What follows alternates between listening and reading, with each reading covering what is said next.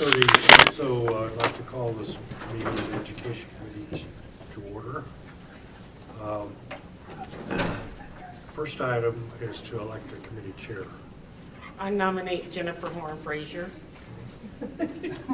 We don't need a second. She took no time. They came to the meeting and they did that to us. Yeah. Are there any other nominations? Do I hear any other nominations? Hearing none, we'll close the nominations. And Kim, can you tell us the procedure since we've had one? So then Jennifer will take over the meeting. You'll introduce the upcoming topics. Thank you. So, the first action is to approve minutes from last December 16th meeting. So moved. Second? All in favor? Aye. Opposed? Great.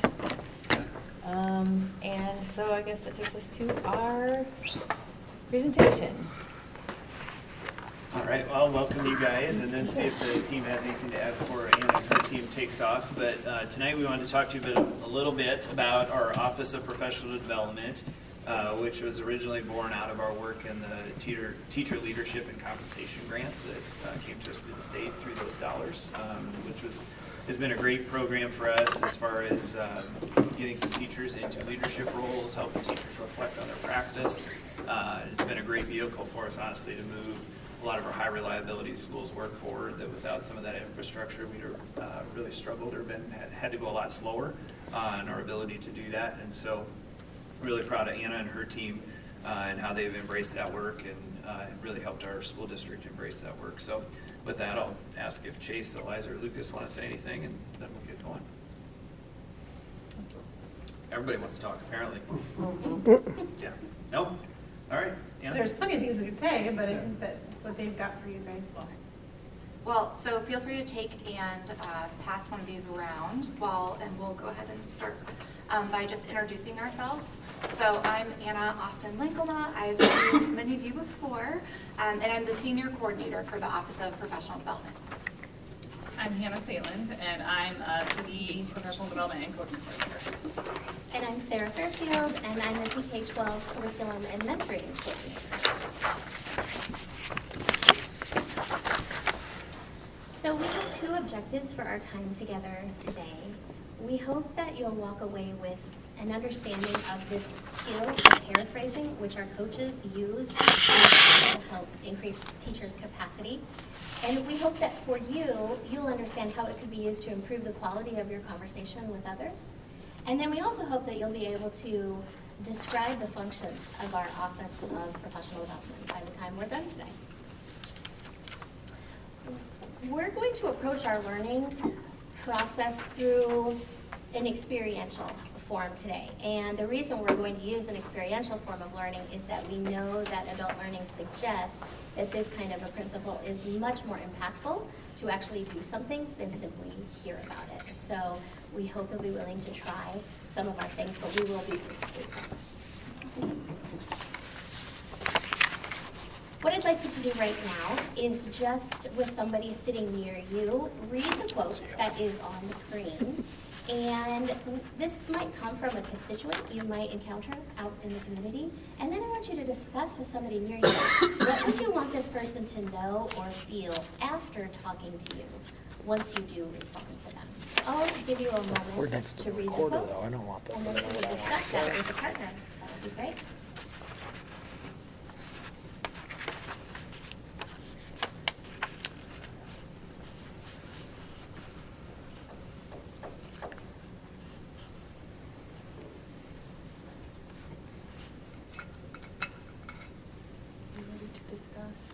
All right, I'll let you find somebody near you to have a little chat with. What might you want this person to know or feel after talking to you?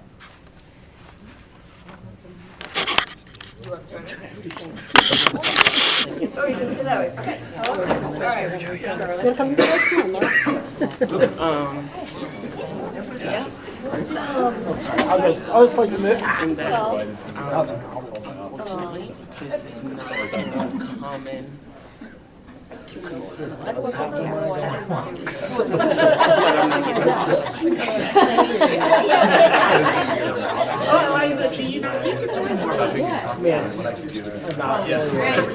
think for a principal or teachers that Yeah, give me that. feeling about being important, that's what I'm elected to do. So I should hear them out and say, Here's Eliza's phone number. just saw my kids go down to like, No, but you can walk with your child. I'm like, yeah, that's a conversation that we have when we're at. I think that's what it is, working and trying to find those solutions. I'm not saying. Say that Yeah, I don't know, it's just listening to, not talking down to. but it's also. All right, everybody, we're going to come back together as a whole team. I'll give you a few seconds to finish up your conversations. Right. I'm curious, what are some things you were hoping that this person might walk away with or feel after you had an encounter with them? I'm sorry, I wasn't paying attention. Can you repeat Here. that? I I'm would so be sorry. happy to. What were some of the things you talked about you want this person to know or feel after talking to you? That they're being heard, empathized. Unfortunately, they're probably not alone. And that's a situation that the board and our team, administration, teachers and staff who are actually with our kids are trying to work on and find solutions. And then give them Eliza's phone number. That sounds good. Thank you. Anything else? Well, Molly and I talked about that the process that the board has adopted doesn't envision this kind of a direct path to discussing these issues with board members and having the board members take some action that the person's looking for. We also recognize that that's not what the person probably wants to hear during this casual unplanned conversation. And I think we're not quite sure. Well, we recognize that that is a reality that we all, I think, are dealing with. But we would like the person to understand that, so that they and we can pursue their concern, which is academically ready instruction, or instruction that's academically appropriate to their student, is available and is being made available to them in a way that perhaps they don't quite perceive as accurately as the child sees it in their classroom. Thank you. I appreciate that. Anything else anyone wants to add? Okay. So like Sarah said, we're wanting to engage you in the same way that we would engage the people that we work with. And this is what we're trying to help our instructional coaches know how to do in their buildings. So when their buildings are receiving professional development, and this is what we're trying to support here at the district level, and we'll talk about that in a little bit. So we're going to do a little bit of practice with a skill, which you may already know. So if you know it, this will just be great review for you, but engage with us if you will. Just like you were saying, you want the constituent to feel heard in this example, and you want to make sure that they know that there's a specific process. So one of the things that paraphrasing can do, especially if somebody is emotionally escalated, is help them feel that they are seen and valued and heard, which will de-escalate them enough that maybe they can hear the process. Maybe. It's not and it's not magic, but it's a really, really powerful tool. We talk all the time, and our coaches talk about, like, oh my gosh, what would be different about our world if everyone just paraphrased first? It'd be amazing. Okay, so specifically, paraphrasing is just taking something that you've heard and rewording it. It's not parroting, so it's not saying the thing back exactly as it was said, but it's trying to like capture the essence of what is said so that that person can consider if you've got it right, basically. And here's why. So first, we want to make sure that we're actually talking about the same thing. So am I getting your message? Like, is this the thing that's bothering you? And also for you to feel like, yes, I've got it. Like, I really deeply understand what's happening. So the first reason for paraphrasing is understanding. And then the second one, this is one of our favorites in coaching, is for movement. That sometimes just in the act of rewording the thing that the person has said in a way that tries to capture the essence of it, their thinking changes. So this one tool by itself is one of our like most powerful tools in leadership, is just to make sure that the person feels understood and gives them an opportunity to think like, is this how does this thought land now that you've heard it a different way? Okay, so there's 3 different kinds of paraphrases that we're going to talk about tonight. The first is acknowledging. So this is just simply when we're trying to acknowledge what the person has said by mirroring it back to them. So again, we're still trying to get the essence of it, but we're just kind of clarifying, is this the thing? Then there's an organizing paraphrase where the speaker is trying to help the person prioritize. So this is when somebody comes at you and there's like the 3-minute word vomit, and you're trying to give them back, like, so here's the things that matter to you. It's this, this, and this. And then finally, there's the abstracting paraphrase. And this is what the research suggests that abstracting paraphrases are the ones that help people shift their thinking the most. Because what it does is it brings to the surface beliefs, values, learning gaps that might need to be addressed. So it surfaces these things that might be like underneath and like at the root of what's going on. So those are the 3 different types of paraphrases. And here are a couple, we'll revisit them before you have to practice them. But a couple of rules. This is the hardest one. Yeah. Paraphrases cannot be longer than a sentence. So even if the person spouts at you for 3 minutes, you're giving them back 1 sentence. And not a compound sentence with lots of ands. Dashes, ellipses. No. And again, think about the paraphrase as a filter rather than a parrot, right? You're not trying to say everything back, you're trying to offer back what's most important. This is a little bit different for a lot of people, that it starts with you, not I here, because the idea with the paraphrase is like you're trying to leave yourself out of it. So if you use the word I, you automatically bring yourself in. So you're trying to start with you. And the best rule is that even if you get it wrong, it doesn't matter, because they'll correct you. Like the whole, they will. And then you can do it again, and now you're moving towards clarity about whatever the conversation is about. So. Sometimes they correct you even when you get it right. True. Say it again for emphasis. That's correct. Okay. Now you are going to have an opportunity to practice, just as we do when we were holding professional development in the district. We want to give opportunities to practice, so it's engaging, and you can think about application to your own work. So thinking first about acknowledging, like Anna said, the acknowledging one is to really mirror back to them what they were saying. So the example up there says, you're feeling dismissed because programs that matter to you and your kids aren't being funded adequately. So that may be that somebody just went off for 3 minutes at you, and you've now brought this down to what is the essence of their message.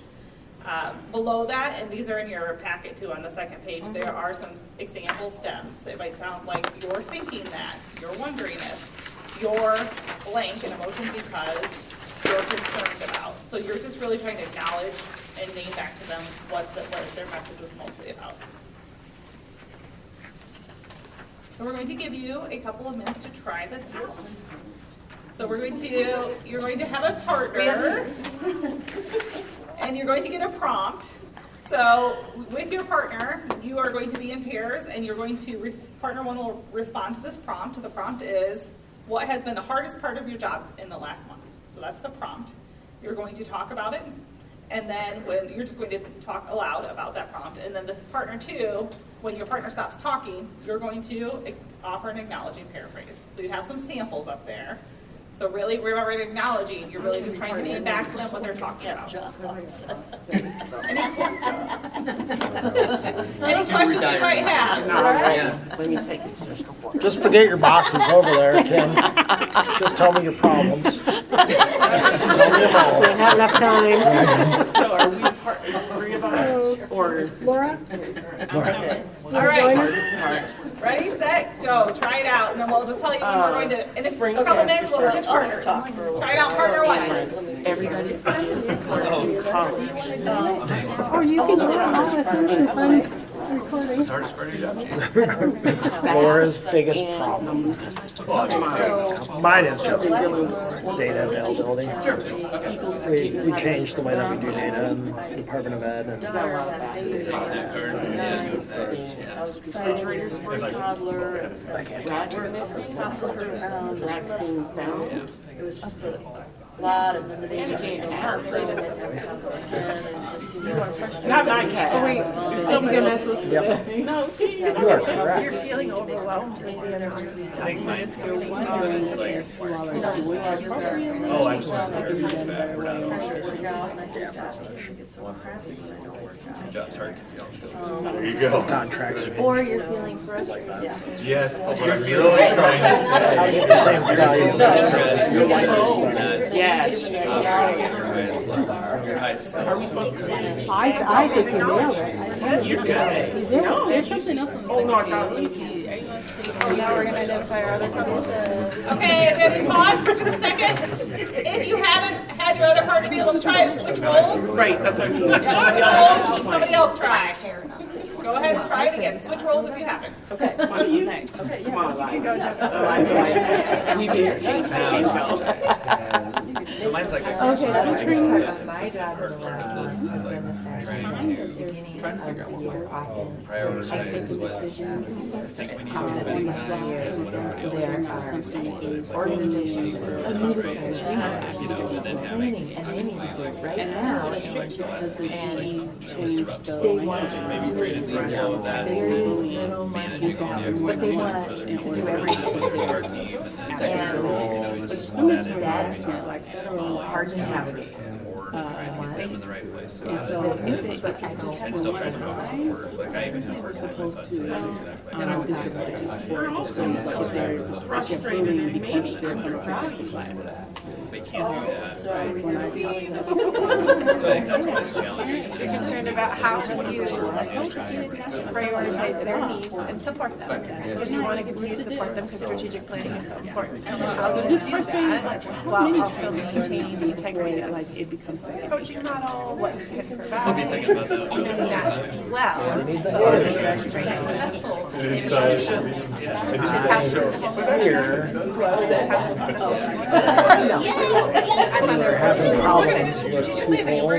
All right, we're gonna come back together in 10 seconds. 10 seconds. Wait, it's housing. Okay, because I was going to say, don't see me call my executive director. All right, coming back together. How did that feel? It felt great. I'm putting the lies on speed dial. She was able to give you an impactful paraphrase there. Yes. All right, next up, we're going to try organizing. An example of organizing might sound like, after somebody shared a whole lot of issues that they're, or things that they are feeling, a paraphrase might sound like there are two main issues. First, clarity about how decisions are made. Second, transparency about how money is spent. So the organizing one really helps people categorize things, prioritize. Really helpful for the people that just, like some people are really verbal processors and they just spill it all out. And organizing paraphrases can be really powerful to help them clarify their thinking. So it might also sound like, so there are 3 issues. You have closure on blank, and you're ready to move on to blank.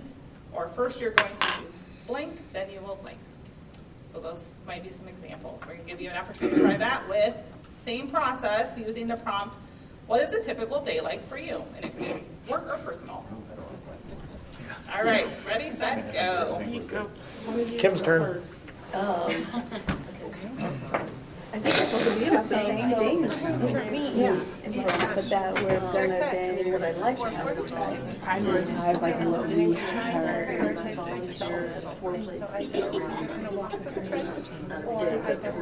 say yours again. So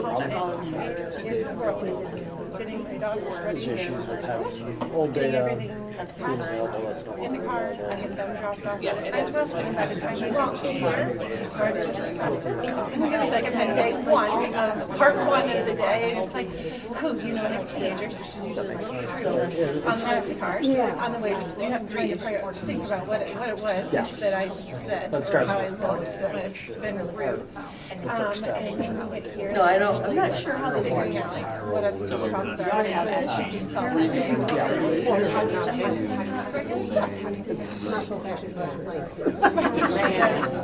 I guess I'm saying, I'm gonna do it again. Because I coach all other things.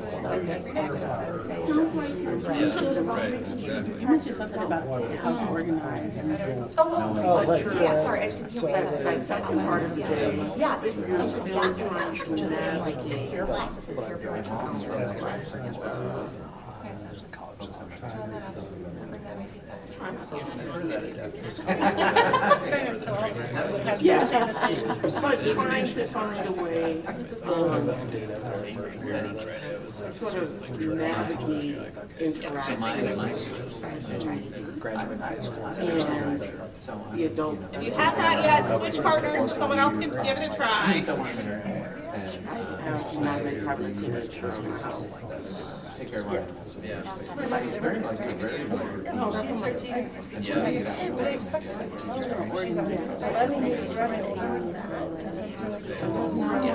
They all despite feeling access to she has to do something that makes sense for the student. Yeah, because they're too like To make it better between 13 and 10. Yeah, and mine is probably our girls. It's trying to Oh, I guess, yeah. Yeah.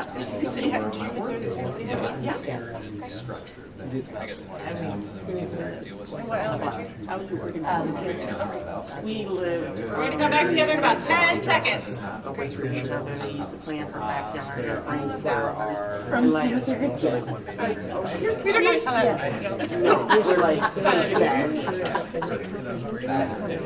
yes, we were like, no, wheel. So you're saying have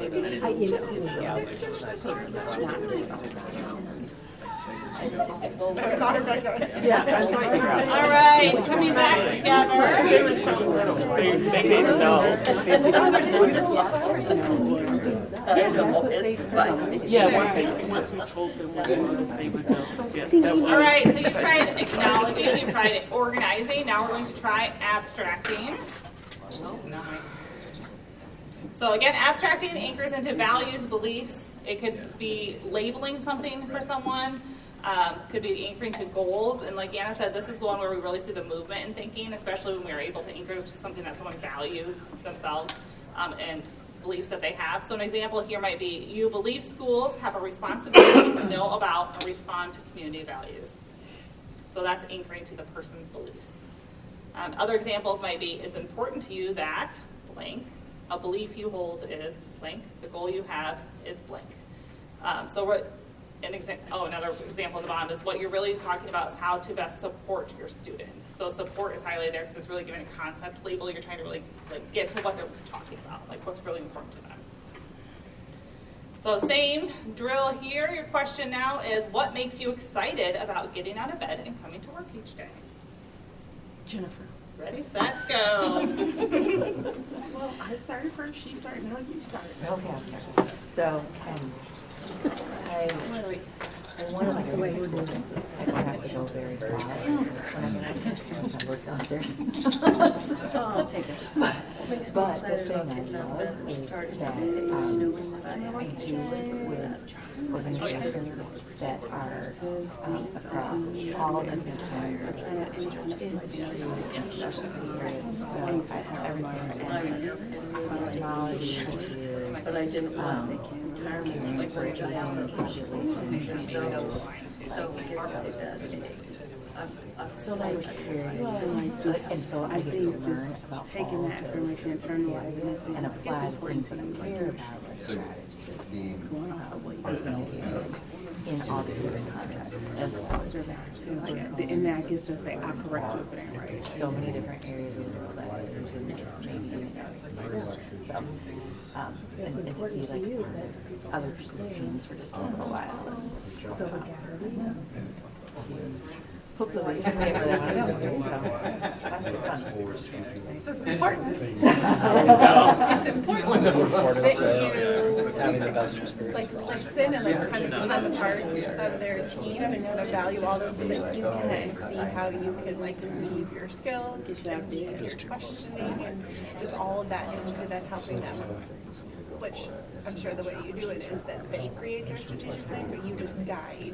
Like the way that you ask questions, the way that you provide feedback.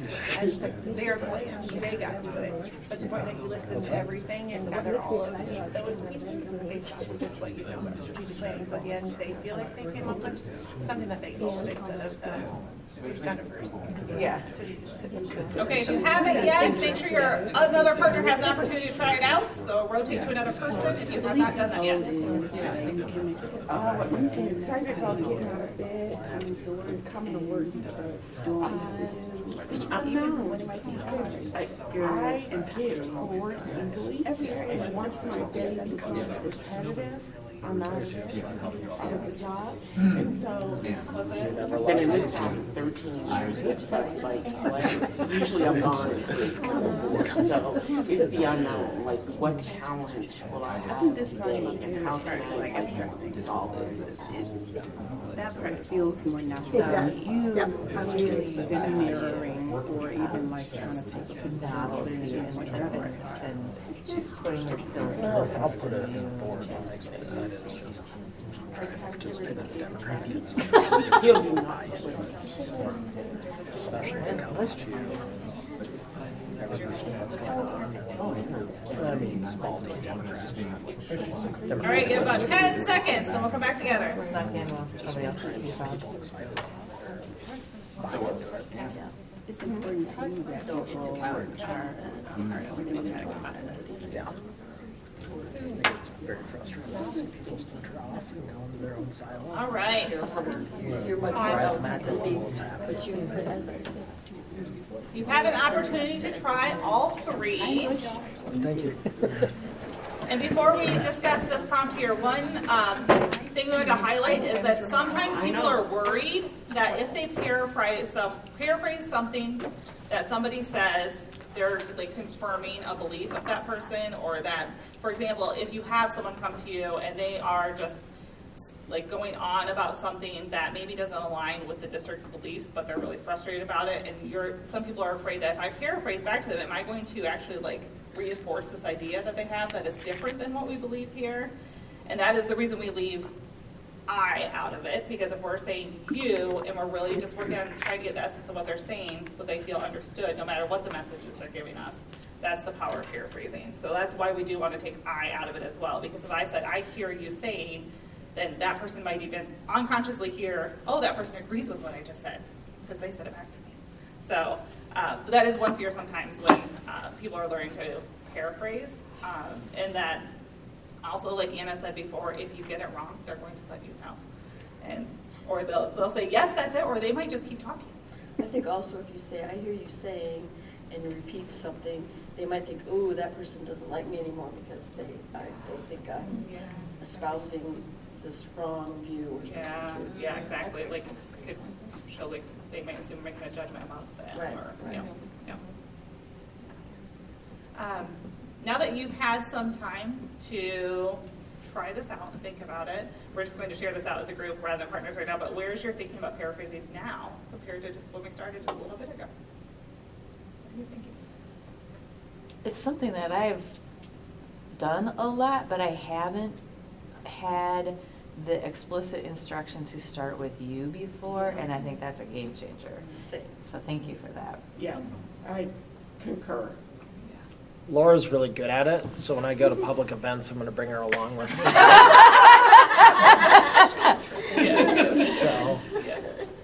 Yes, she is. yeah. Well, Mitch is recognizing that Laura is an expert at it. Goes along with my thinking that I'm not very good at it. That it's a difficult thing to do. It's difficult. It's not difficult to listen, but it's difficult to process what's being told. I'm hearing and quickly or appropriately and somewhat accurately. I just think it's valuable for our administrators because they feel like you guys feel when you get concerned, it's like the pressure to fix it right away, right? And like in some way, we all need to have the ability to remove that out of the equation initially when somebody's talking. Of course, you know, you feel responsibility to address the problem or the situation, but you don't have to have an answer right now. You don't have to have a fix right now. And so, you know, it gives some space between, like I think, I was talking about the emotion being escalated and then bringing the concern to, okay, do I understand the problem correctly? And then before we get to even talking about solutions, right, we understand more of the depth of what the person's concern is to make sure we're actually addressing the, you know, the concern that's needed. So I feel like that's a constant learning for our admin sometimes because they want to jump right to solution, you know, because that's what we're good at is trying to fix things. But we have to make sure we're actually working on the right problem. And there's actually some really fascinating research done around paraphrasing and the impact that it has on the brain. And that it really creates psychological safety when somebody feels heard.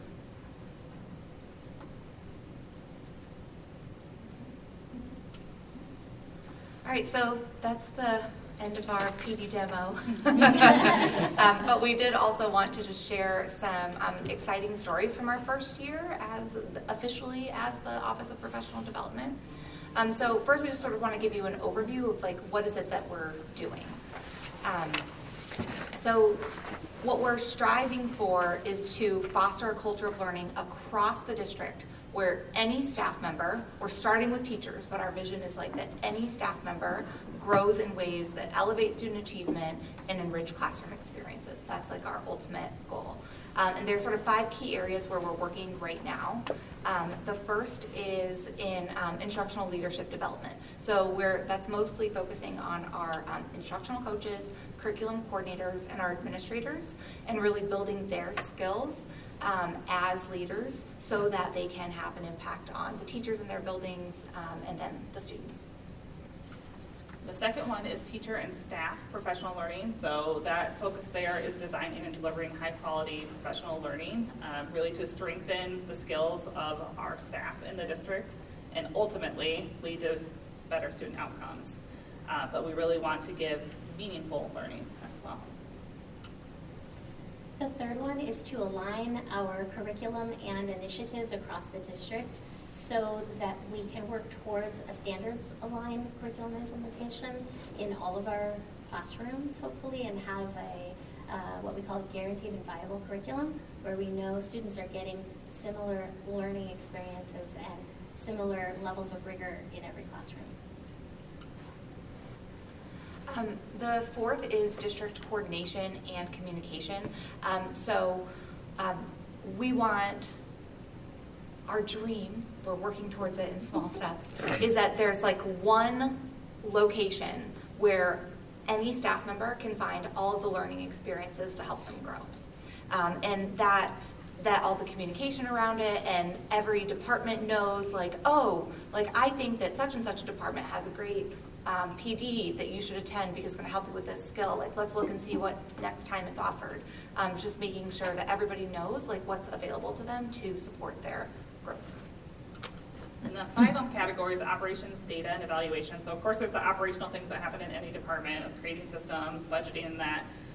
And then also we really focus on collecting data to measure the impact of our of our department and of developing high-quality PD in the district, because we want to continually improve. We want to model that too, but we want to ensure that what we're doing is having the impact that we hope it does.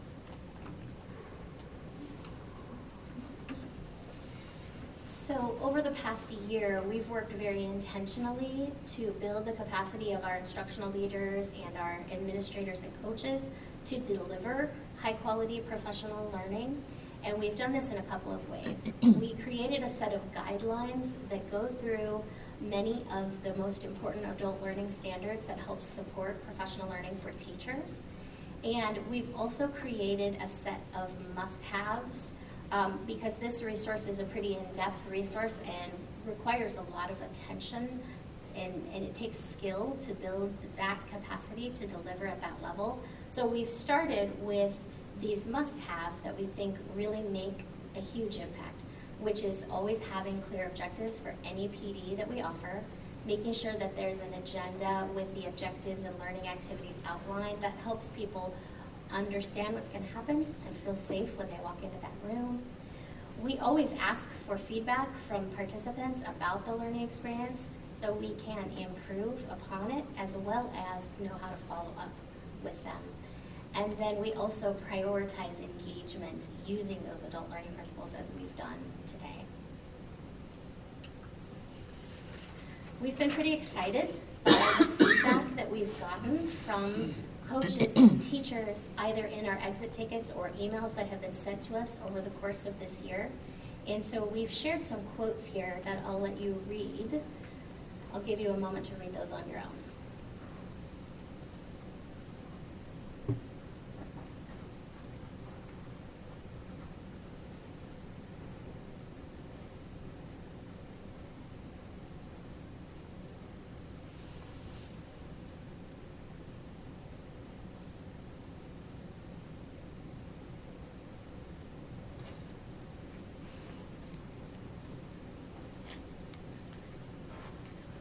And notice that we have a picture here in addition to the two quotes that we shared.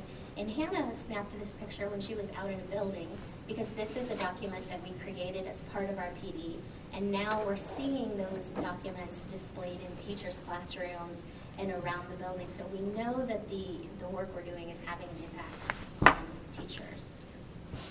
The November 4th, can I just amplify that? Yes. I asked the ICEA leadership team about the topic of engagement. Like, what does sustained engagement look like, sound like, feel like? What would make it really, really good for us as a district? And didn't ask at all about November 4th, but I had many of them reference November 4th and the work that the Office of Professional Development had done as a model for what engagement would look like and sort of continuous improvement, cycles and how we should provide opportunities for growth. So I would just say, like, that was really, we're seeing it once up there, but that was just in a small group in an unsolicited way, feedback that I received about the impact. So it was awesome. That's great to hear. Yeah. That's the perfect segue to our next slide. I knew it was coming. Exactly.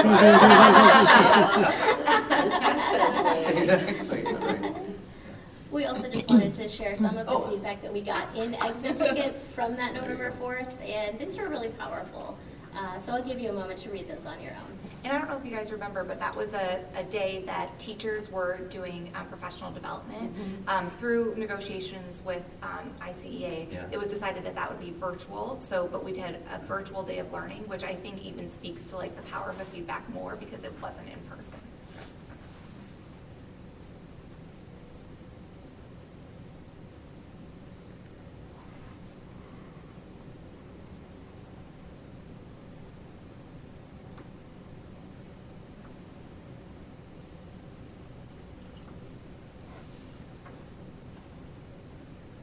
And it's nice to get those kinds of messages from teachers and know that you're having an impact. All right. So before we go, we always like to end with a closing. And I'd like you to just individually think inside your head, how might you be able to apply this paraphrasing practice that we did today to support your daily work, either personally or even professionally? And if you'd like to share with the group, we'd love to hear it. I'll give you a moment to think.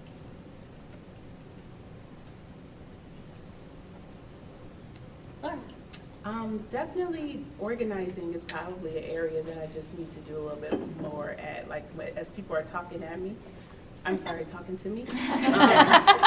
Trying to grab exactly what they're saying in a way where, like, that is, I don't know, that is probably the biggest part. So, like, grabbing a pen to try to jot down so that I can then formulate and say, okay, I heard, like, you're saying, da-da-da, and at least come up with, like, 3 points from it is definitely something that I think would make people feel better on the receiving end of some of the conversations where they feel like they not only want to be heard, but they want to see some movement in the area. And also, real quick though, just really appreciative of the department. And I love that we're trying to model it, right? So like even Brad, you all know the work Brad does, and you know, different people from my department, they're using the template for professional development. Like it's tight in that way, and I really like that about us as a system. That's great to hear. Would anybody else like to share a thought before we close? Our group had some conversation about, in response to some of the earlier prompts that involved our families, specifically the children in our families. And I am thinking that the abstracting approach could be a really nice thing to focus on when you're listening to troubles. and just to really try to understand what's kind of at the heart of the whatever the emotion is, and see if, and test out basically if you're interpreting correctly, and that can be a helpful way to get to the next place. So it's nice to have those 3 approaches. Isn't it unique how you can use all of these strategies in your professional setting, and then you go to your personal setting and everything you know goes out the window? I know I should come at her like, you sound like you had a really hard day, instead of, well, what could you have done differently? Yep, I'm going to remember that. Maybe half of the things I complain about Harper. This is recorded. Sorry, Harper. Like I could indeed probably do a little bit differently. So thank you for that, Jennifer. 100%. It's like I forget all the things I do all day long. Like, as soon I'm as I walk in reinforcing the this door. behavior right now, and I still do it. Well, in the vein of modeling, we have a place for you to provide feedback to our department. If there's anything you'd like us to know or think about as we do this work, please feel free to use this QR code to provide some feedback to us as well. I think there's also a live link in the agenda that was posted. Yeah. So if you'd like to, if you'd like to leave us feedback, don't feel pressure, but we do. I hope you can see that we do use it. So thank you so much for inviting us to share a little bit about the OED. Well, thank you for coming, and I admit that I'm not fully confident that this you could started this work about a year ago. What you were saying? The title of the team kind of changed a year ago, Charlie. But the inception of the grant was what, guys? 8 years ago already? Longer than that. 10, 11 years. Okay, almost a decade long. Yeah. And so, Anna leads that group now, but you might remember names like Mark Brockmeyer, Ben Mosier. Yeah. They would have been facilitating the programming out of that area. Yeah. And so it's morphed over time, and this is where we've landed today. And it's also really encouraging to hear that the VA is looking favorably. Yeah. At this work. Okay, so the next item on the agenda says next meeting. What do I do with that? Turn to Matt. Yeah, Matter Kim.